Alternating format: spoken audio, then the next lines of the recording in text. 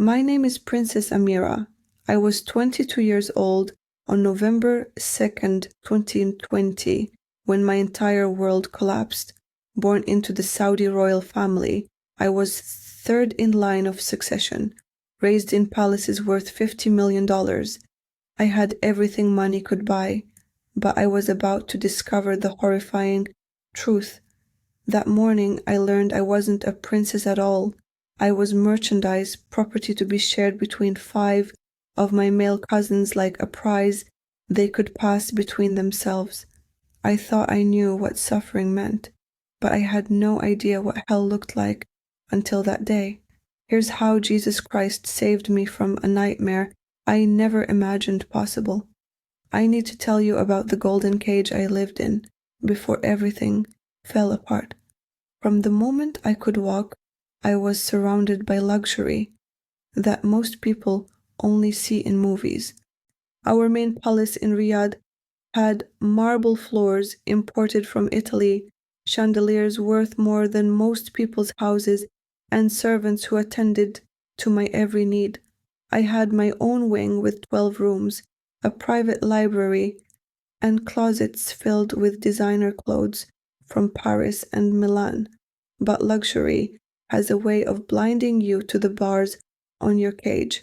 My father, Prince Khalid, was the brother of the oil minister, which meant our family controlled billions of dollars in government contracts.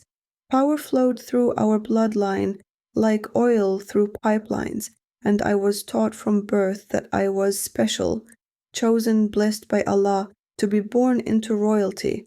Every morning at dawn, I would wake to the call to prayer echoing through our compound. By age 7, I was performing all 5 daily prayers without fail. My private Islamic tutor, a stern woman named Sister Fatima, made sure I memorized the entire Quran by my 15th birthday. I could recite verses in perfect Arabic about submission, obedience, and Allah's will for faithful women. I believed every word. When Sister Fatima told me that Allah had placed me in this privileged position to serve His purposes, I felt proud. When she explained that women who obeyed their fathers and husbands would be rewarded in paradise, I nodded eagerly. I thought my strict Islamic upbringing was preparing me for a blessed life. Ask yourself this question though. When does protection become imprisonment? I started noticing things that didn't feel right around my 18th birthday. My male cousins were sent to universities in London and New York, but when I asked about studying abroad, my father's face turned dark. He said Western education would corrupt my pure Islamic heart and that I had everything I needed within our family compound. The compound itself was like a small city. High walls topped with razor wire surrounded our property. Armed guards stood at every entrance, and I was told they were there to protect our family from enemies and kidnappers. But I began to notice that these guards paid very close attention to my movements. If I walked toward the main gate, they would politely redirect me back toward the family quarters. If I spent too long talking to female servants, they would interrupt our conversations. My uncles controlled a business empire that stretched across the Middle East. Uncle Hassan owned construction companies that built half the skyscrapers in Dubai. Uncle Ahmed had exclusive contracts to supply the royal military. Uncle Farid managed our oil investments. During family gatherings, I would watch these powerful men make decisions that affected thousands of jobs and millions of dollars. The women in our family played a very different role. My mother, Princess Layla, was beautiful and elegant, but she never spoke during business discussions. She would sit quietly, hands folded, eyes downcast, while the men planned and decided. When I asked her why she didn't share her opinions, she said it wasn't a woman's place to question men's wisdom. I had female cousins around my age, but one by one they disappeared from family gatherings. When I asked where cousin Mariam had gone, I was told she had been blessed with a good marriage. When cousin Zara stopped coming to our women's tea gatherings, the explanation was always the same: marriage, blessed arrangements, Allah's will being fulfilled. By age 20, I was the only unmarried woman in my generation still living at the family compound. This should have made me suspicious, but I was told I was too precious, too important to be given to just any man. My father said Allah had special plans for me that would bring great honor to our family name. The isolation grew stronger each month. Friends from my childhood were no longer allowed to visit. When I asked to visit them, I was told their families were too far beneath our social status. My phone calls were monitored by servants who would listen on another line. My internet access was restricted to approved Islamic educational websites and family business pages. I started having strange meetings with my older male cousins. These men, all in their 30s and 40s, would visit our home and request private conversations with me in the formal sitting room. They would ask odd questions about my health, my daily routines, whether I was happy living with my parents. I thought they were just showing family concern, but something about their eyes made my skin crawl. The conversations would stop abruptly whenever I entered rooms where my father and uncles were talking. I would catch fragments of sentences about timing, arrangements, and keeping bloodlines pure. When I asked my mother what they were discussing, she would change the subject quickly and suggest we pray together instead. Look inside your own heart right now and imagine the growing fear I felt as the walls closed in around me. Guards became more restrictive about my movements. Servants started watching me constantly. My bedroom window was fitted with decorative bars that were actually quite functional. I was living in a beautiful prison, and I didn't even understand what crime I had supposedly committed. The last piece of freedom I lost was hope.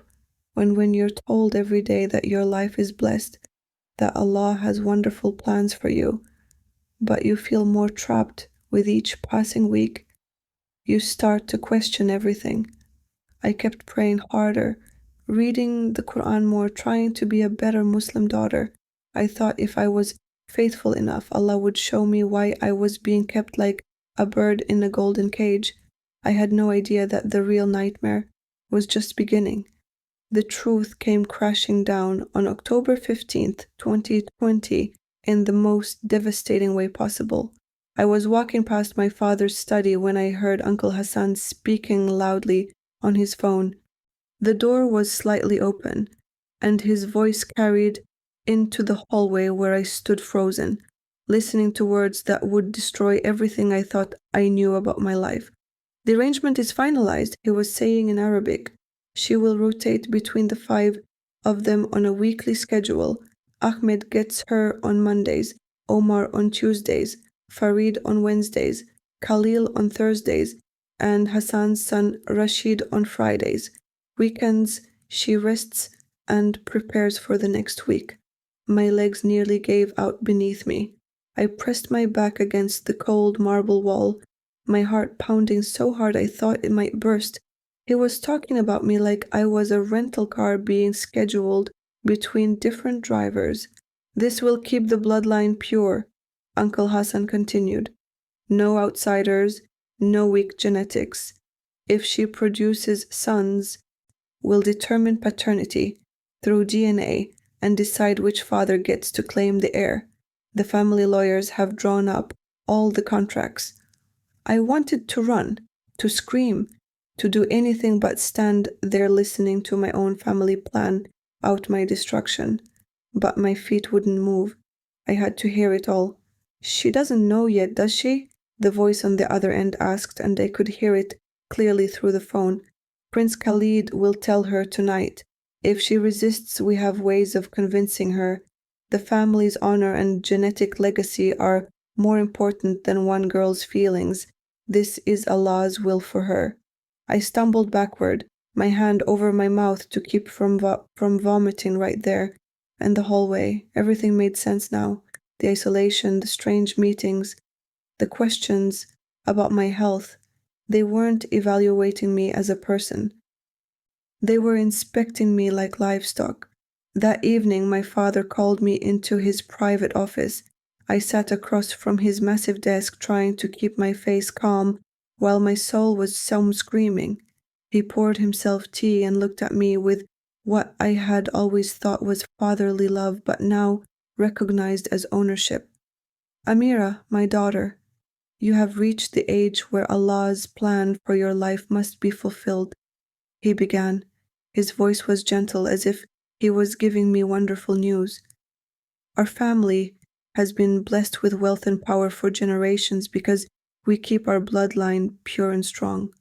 I knew what was coming, but hearing it from my own father's mouth felt like being stabbed in the heart with a burning knife.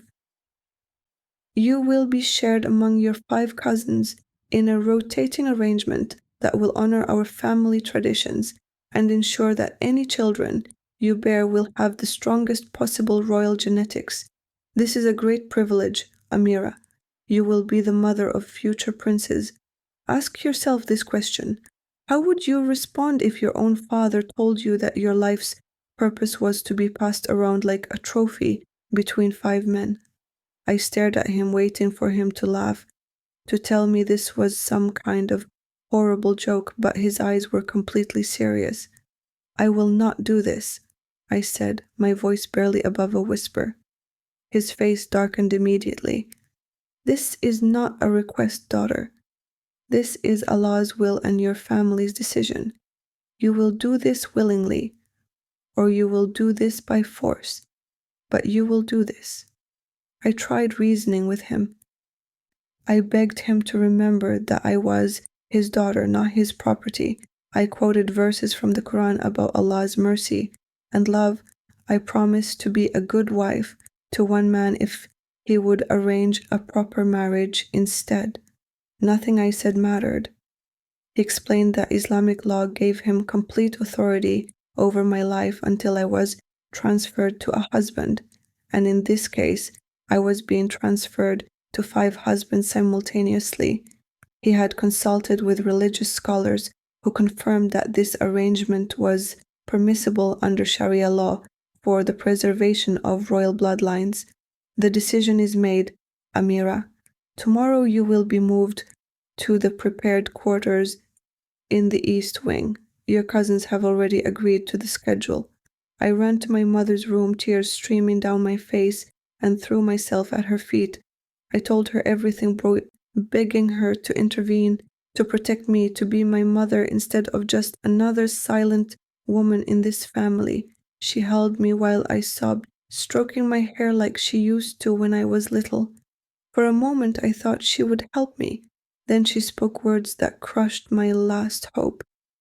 This is very hard, my daughter, but we must trust that Allah knows what is best for our family.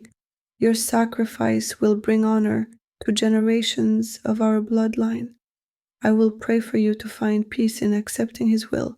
Even my own mother saw me as an acceptable sacrifice for family honor. Look inside your own heart right now and imagine discovering that every person who claimed to love you actually saw you as an object to be used.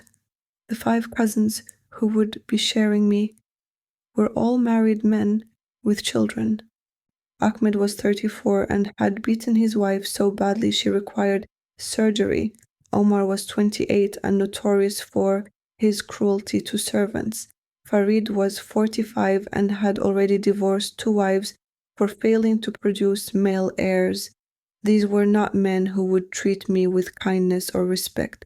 They had been promised access to a royal woman for their pleasure, and they had paid handsomely for the privilege through various business arrangements with my father and uncles. The next morning, servants moved my belongings to a luxurious prison in the east wing of our compound. The rooms were beautiful, but the windows had bars, the doors locked from the outside. Armed guards were stationed in the hallway, not to protect me, but to ensure I couldn't escape. A schedule was posted on the wall like I was a conference room being booked for meetings, Monday through Friday. I belonged to a different cousin. Weekends were for rest and preparation. Medical examinations were scheduled monthly to monitor my health and check for pregnancy. I wasn't Princess Amira anymore. I was breeding stock for the royal family bloodline. The golden cage had become a nightmare beyond anything I could have imagined. And according to everyone around me, this was Allah's blessed will for my life. The arrangement officially began on Monday, October 26th, 2020, when cousin Ahmed arrived at my prison with a smile that made my blood run cold. He was 34 years old, married with 3 children, and he walked into my quarters like he was entering a hotel room he had paid for, because that's exactly what I was to him. "Good morning, Princess," he said, his voice dripping with mock respect. "I hope you understand how honored you should feel. Not every woman gets to serve the royal family in such an important way." I had spent the previous night on my knees, praying to Allah with every fiber of my being, begging Him to intervene, to send an earthquake, a fire, anything to stop what was about to happen. But the sun rose anyway, and Ahmed walked through my door, right on schedule. The first thing he did was establish the rules. I was not to speak unless spoken to. I was not to resist or complain. I was to remember that my purpose was to bear strong sons for the royal bloodline. If I cooperated, he would treat me with relative kindness. If I resisted, he had permission from my father to use whatever force was necessary. "Your father and I have an understanding," he said, sitting in the chair across from where I stood, trembling. "You belong to this family, and this family has invested too much in you to let you ruin our plans with childish rebellion."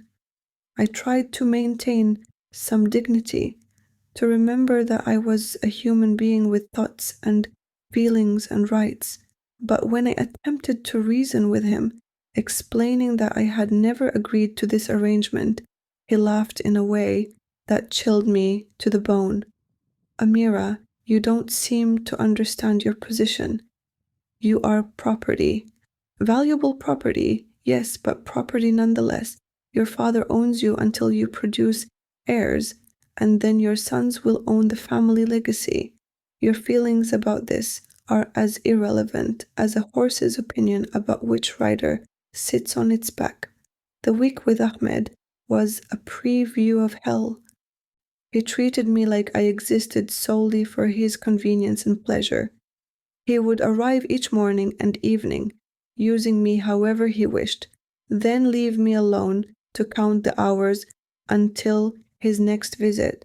He brought files to review while I sat silent in the corner, as if I were furniture in his temporary office. When Tuesday came, Omar replaced Ahmed, and I discovered that cruelty has many faces. Omar was younger but somehow more vicious. He seemed to enjoy my fear and would deliberately say things designed to break my spirit further. "You know what I like about this arrangement?" he told me on his second day.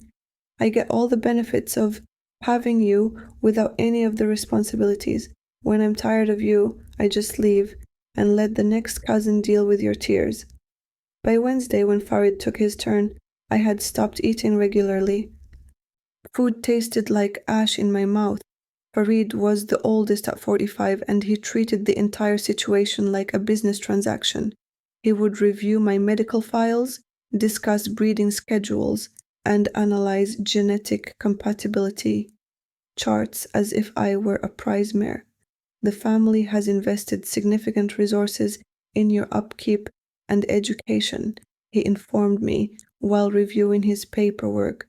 "Your father estimates that raising you has cost approximately $2 million. This arrangement ensures that investment pays dividends for generations. Ask yourself this question: have you ever felt so completely worthless that you forgot you were human?" By the time Thursday arrived with cousin Khalil, I had stopped looking in mirrors. The woman reflected. There was a stranger with dead eyes and a broken spirit. I couldn't recognize myself anymore. Khalil was perhaps the most disturbing because he pretended to be kind. He would bring me gifts, speak softly, and act as if this arrangement was a love story instead of systematic abuse. His fake gentleness was more degrading than the other's open cruelty. I know this is difficult for you, Amira, he would say while stroking my hair like I was a pet, but you'll learn to accept it. Women in our family have fulfilled this role for centuries. It's in your blood to submit and serve. Friday brought Rashid, Uncle Hassan's son, who was only 28 but had already learned to treat women like objects from watching his father and uncles. He was the worst of all because he was close to my age but felt entitled to use me like the older men did. The weekends, which were supposed to be rest periods, became times of desperate planning. I would pace my beautiful prison trying to think of ways to escape, ways to die, ways to disappear. The guards outside my door were there 24 hours a day. The windows were barred. The doors were locked from the outside. I attempted to escape twice during those first weeks. The first time I tried to climb out a window during the night, forgetting about the bars until my hands were bleeding from trying to bend them. The second time I hid in a laundry cart, but the servants discovered me before it left the building. Both escape attempts resulted in punishment, reduced food, complete isolation, and threats against my younger sister if I tried again.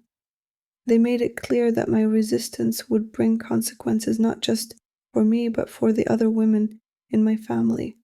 Look inside your own heart right now and imagine losing every trace of who you used to be. I stopped praying to Allah because I couldn't understand how a merciful God would allow this to happen to one of His faithful daughters. I had memorized His holy book, followed His laws, trusted in His protection, and this was my reward. The Quran spoke about paradise for obedient women, but I was living in hell while being perfectly obedient. I had submitted to my father, accepted my family's authority, and followed Islamic law exactly as I had been taught, yet I was being destroyed piece by piece. By early November, I had completely given up hope. I realized that this would be my life until I died. I would be passed between these 5 men until my body gave out, or until I produced enough male heirs to satisfy the family's genetic ambitions. There was no rescue coming, no escape possible, no mercy to be found. I decided that death was the only door they couldn't lock. On November 1st, 2020, I stole a kitchen knife during dinner preparation. That night, after the house fell silent, I sat on my bed with the blade in my trembling hands, finally ready to take control of the only choice I had left. I wrote a goodbye letter to my younger sister, warning her to run if they ever tried to do this to her. I had lost everything that made me human. I wasn't Princess Amira anymore. I was just a broken shell waiting for the courage to end my suffering. I thought I knew what rock bottom felt like, but I was about to discover that sometimes you have to reach the very depths of hell before heaven reaches down to save you. At exactly 3:17 a.m. on November 2nd, 2020, I was sitting on my bed with the kitchen knife pressed against my wrist, ready to end the nightmare that my life had become.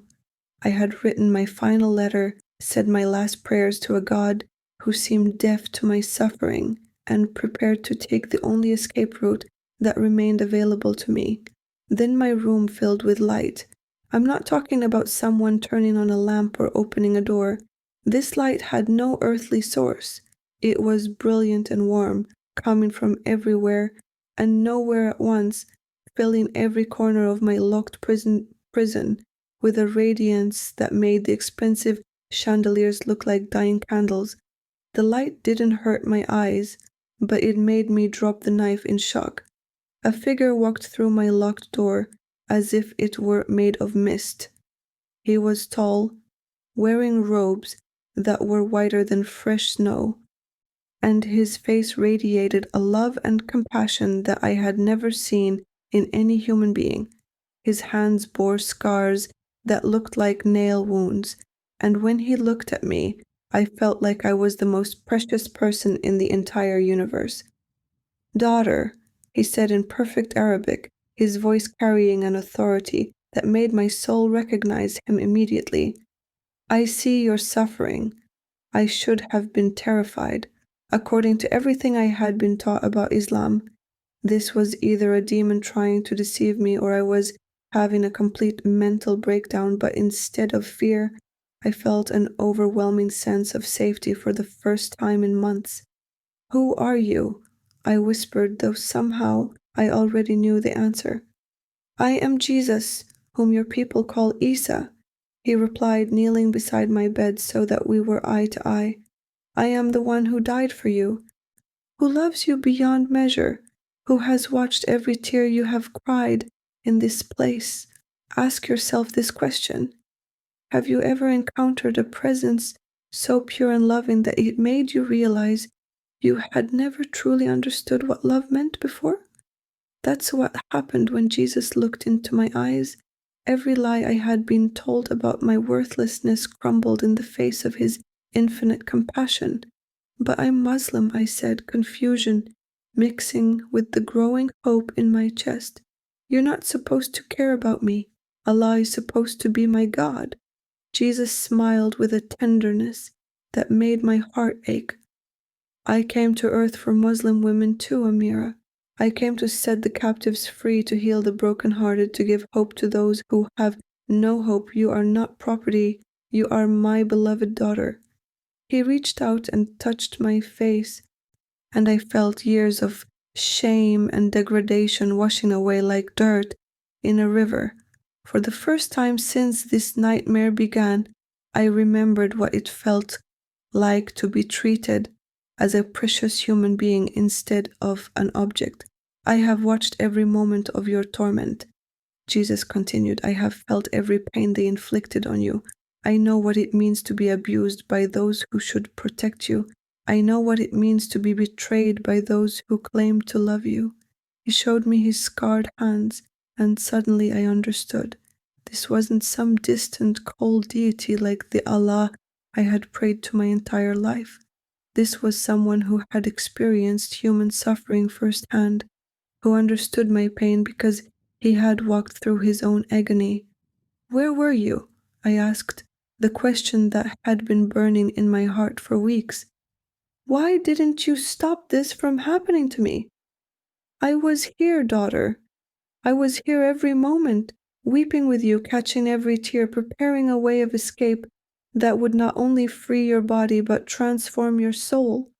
Sometimes the rescue comes not in preventing the storm, but in walking through it with you and bringing you safely to the other side." Jesus then showed me visions that changed everything I thought I knew about how God sees women. I saw him talking with the woman at the well, treating her with respect and dignity despite her past. I watched him defend the woman caught in adultery when religious men wanted to stone her. I witnessed him appearing first to Mary Magdalene after his resurrection, making a woman the first witness to his victory over death.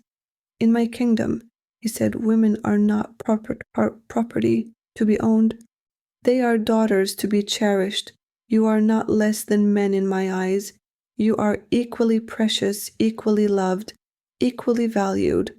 Look inside your own heart right now and try to imagine what it felt like to hear those words after months of being treated like livestock.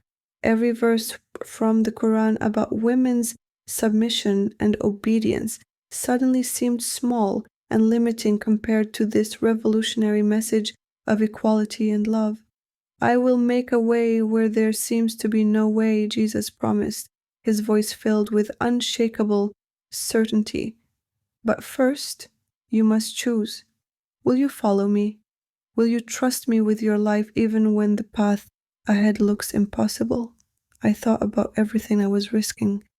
In Saudi Arabia, converting from Islam to Christianity was punishable by death. My family would disown me completely if they discovered my faith. I would lose any chance of ever seeing my homeland again. But then I looked into Jesus' eyes and saw a love that made every earthly relationship look shallow by comparison. I saw a future where I was valued for who I was, not what I could produce for a family bloodline. I saw hope where there had been only despair. Yes, I whispered, and the word felt like the first honest thing I had said in months. I choose you. The moment I spoke those words, Jesus reached out and touched the knife that had fallen beside me on the bed. It simply disappeared, vanishing as if it had never existed. Then he touched my wrists where I had already made small cuts in preparation for ending my life, and the wounds healed instantly, leaving no scars. You will live, daughter.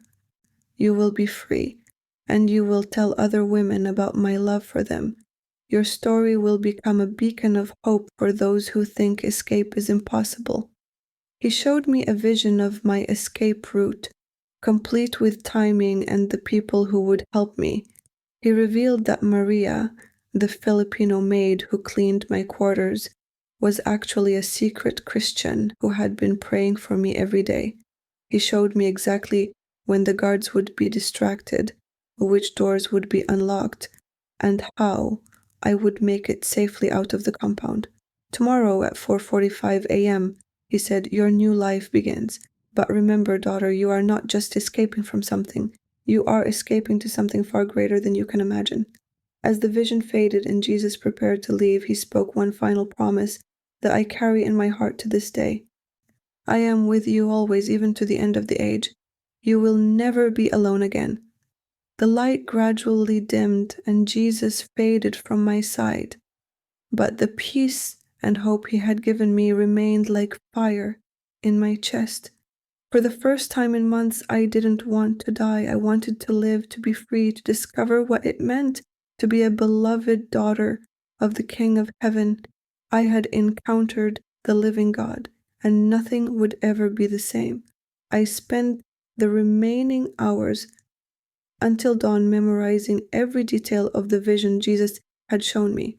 The escape would happen during the 4:30 a.m. call to prayer, when the guards would be distracted by their religious duties. I would need to move through the kitchen, into the servant quarters, and out through the delivery entrance where a truck would be waiting. Most importantly, I would have help from Maria, the Filipino maid who had been secretly praying for me. At 4:15 a.m., I heard the familiar sound of Maria's cleaning cart rolling down the hallway outside my quarters.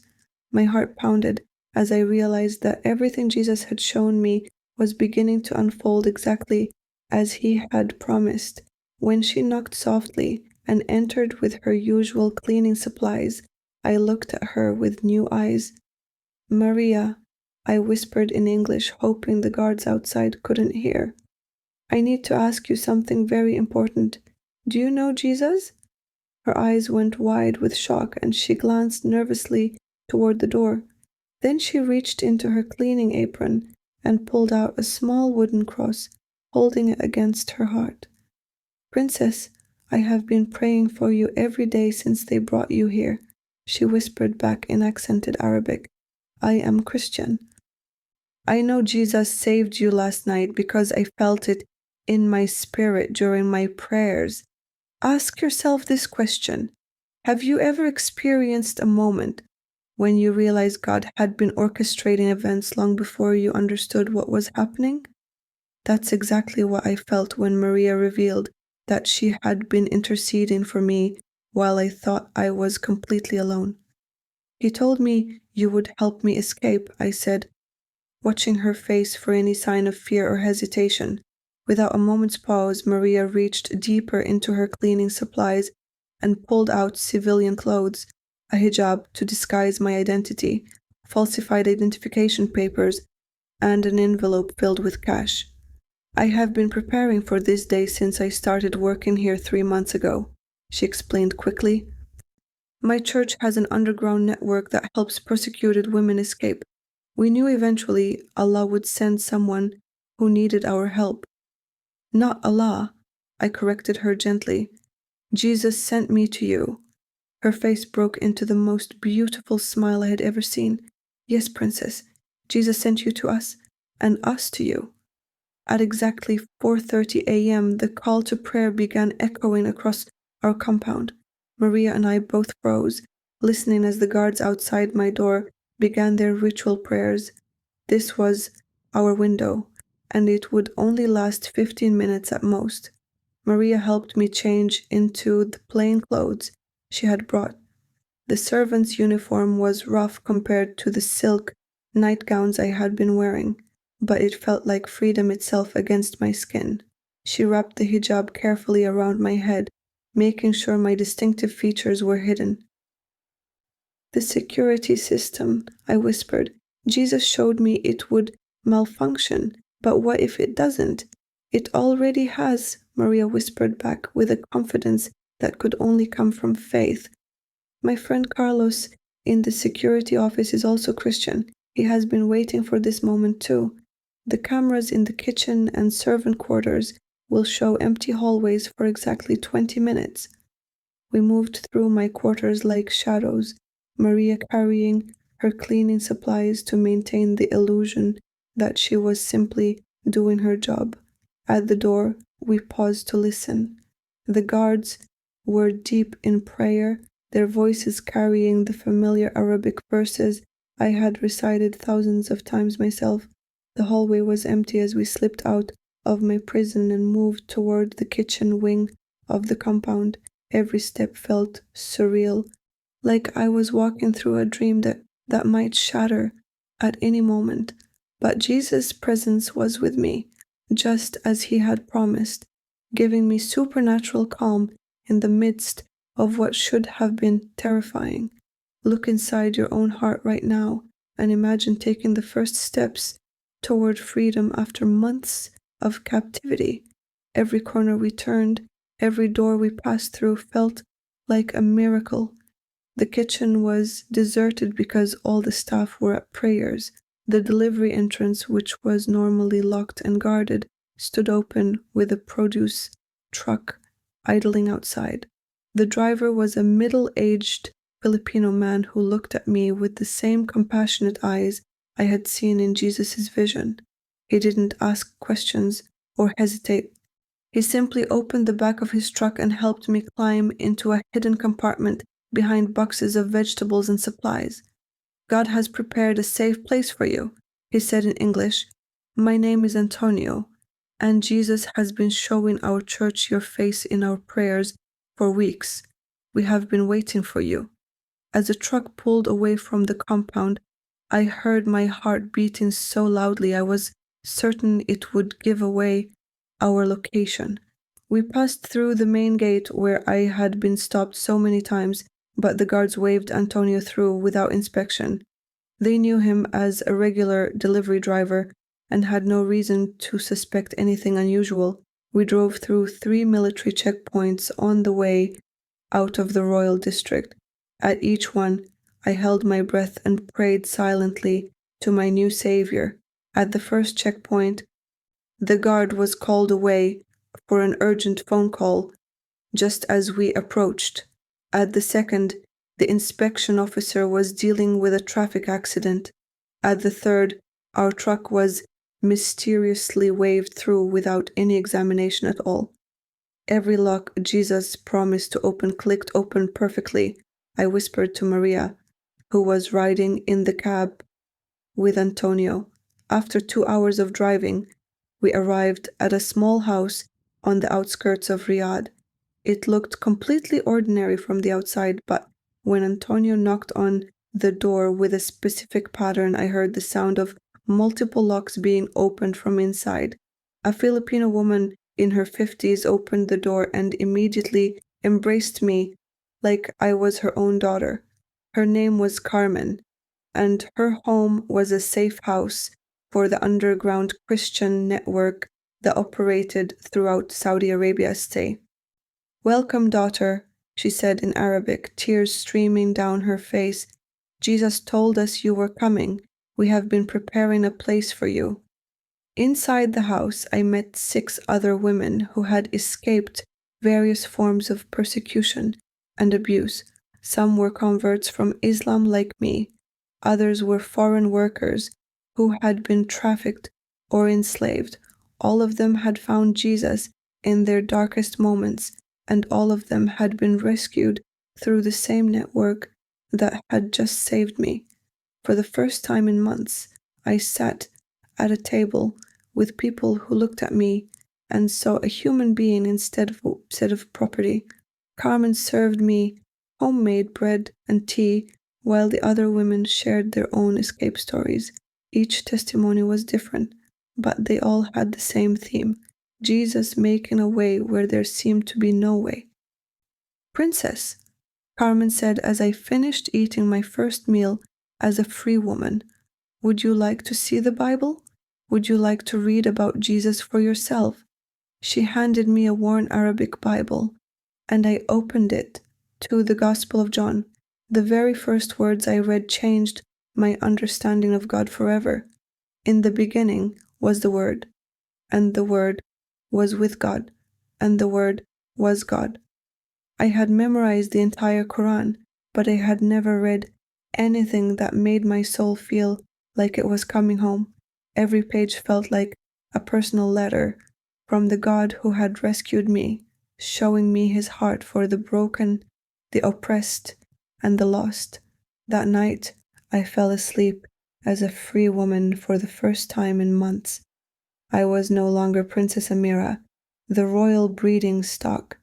I was simply a daughter of the King of Heaven, and that was infinitely more precious than any earthly title could ever be. 3 weeks after my escape, I made the most important decision of my new life. Carmen and the other believers had been studying the Bible with me every day, showing me who Jesus really was and what it meant to follow him. On November 23rd, 2020, I stood in the small bathroom of our safe house and was baptized in a bathtub filled with water that represented my death to the old life and resurrection to the new. "I baptize you in the name of the Father, the Son, and the Holy Spirit," whispered Pastor Miguel, a Filipino minister who served the underground church.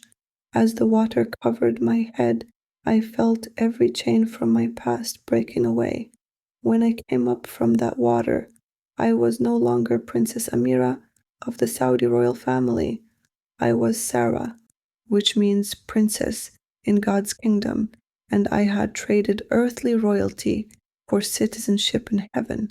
The transformation happening inside me was more dramatic than anything I could have imagined. For 22 years, I had been taught that women were created to serve and submit, that our highest purpose was to bear sons and obey men.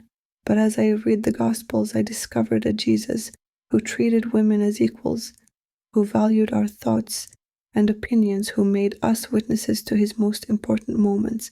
When I read about Mary Magdalene being the first person to see Jesus after his resurrection, I wept with joy. In my Islamic upbringing, women's testimony wasn't even considered valid in many legal situations. But Jesus chose a woman to be the first witness to the most important event in human history. He trusted women with his most precious truths. Every day I spent reading the Bible felt like discovering water after years in a desert. The Quran had always felt like a list of rules and punishments, but the Bible read like a love letter from God to his children. Where Islam had taught me to fear Allah's judgment, Christianity showed me a father who ran toward me with open arms. But this new freedom came with an enormous cost. Within days of my escape, my family had issued a death warrant against me. According to Islamic law and Saudi justice, I was an apostate who deserved to die for abandoning Islam. My father placed a bounty of $2 million on my head, offering the money to anyone who could bring me back alive or provide proof of my death. The Saudi religious police began a manhunt that extended beyond our borders. private investigators were hired to search for me in neighboring countries.